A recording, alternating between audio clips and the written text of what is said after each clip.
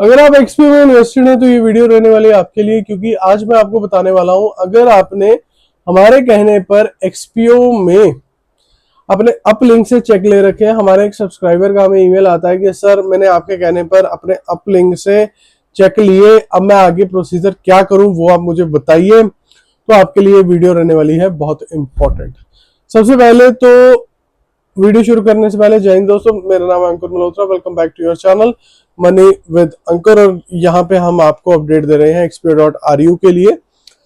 सबसे पहले तो जो आपको देखना है, या अगर आपने अभी तक नहीं किया है, अपने अप लिंक के अगेंस्ट आपने कंप्लेंट करनी है जो हमारे सब्सक्राइबर ने हमारे कहने पर करी। उसके बाद उसका पुलिस स्टेशन में फैसला हुआ कि उन्होंने चेक दे दिए। चेक पे उन्होंने डेट डाल दी 2 महीने की, लेकिन अब चेक की डेट भी आ गई। उन्होंने जब फोन करा वो कहते हैं हमारे पास तो पैसे हैं नहीं, जो आपको सूटेबल लगता है वो आप कीजिए। तो हमारे सब्सक्राइबर का फिर हमारे पास ईमेल आता है कि सर अब आगे क्या करना है। तो आगे का प्रोसीजर ये है कि अगर आपके पास अपने अपलिंक के चेक हैं तो आगे का प्रोसीजर आपने ये करना है। सबसे पहले तो आपको वो चेक लगाने हैं और डेट जो उस चेक पे होगी वो विद इन 3 मंथ्स होनी चाहिए।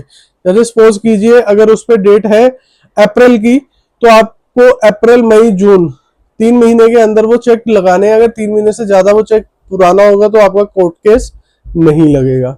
फिर उसके बाद आपके पास उसके लिए आएगा रिटर्न मेमो। डिस्क्लेमर यहाँ पे ये है, हम xpo.ru को सपोर्ट नहीं करते और किसी भी ऐसी कंपनी में आप इन्वेस्ट करने के लिए हम नहीं प्रोवोक करते हैं। और दूसरी बात, हम कोई यहाँ पर लीगल या एडवोकेट नहीं है, ये वीडियो सिर्फ एजुकेशन पर्पस के लिए है। दूसरा यहाँ पे होता है मेमो आएगा उसका। जब वो रिटर्न मेमो आ जाएगा तो सेक्शन 138 के अंडर आपका केस लगेगा। रिटर्न मेमो के साथ आप एक लीगल नोटिस भेजेंगे, फिर आप वेट करेंगे 15 दिन का। 15 दिन का जब आप वेट कर लेंगे, 15 दिन के वेट के बाद आपका केस जो है वो आप फाइल करेंगे। अब यहाँ पे एक बहुत इंपॉर्टेंट बात यहाँ पर आती है कि जो आपका केस लगेगा वो आपका एक तरीके से क्रिमिनल केस लगेगा, लेकिन आपको तो पैसा चाहिए, तो आपको वहां पर रिकवरी सूट फाइल करना है। जब आपका ये केस लगेगा तो आपने अपने वकील को बोलना है, या आपका सरकारी वकील होगा। अगर आपके पास पैसे नहीं है तो आप सरकारी वकील भी ले सकते हो। तो उसमें जो आपका है वो ऑर्डर 37 के under, while 138 is an criminal proceeding, summary suit under order 37 of civil procedure code CPC के अंडर आप इसमें जो है वो अपना रिकवरी सूट फाइल कर सकते हो।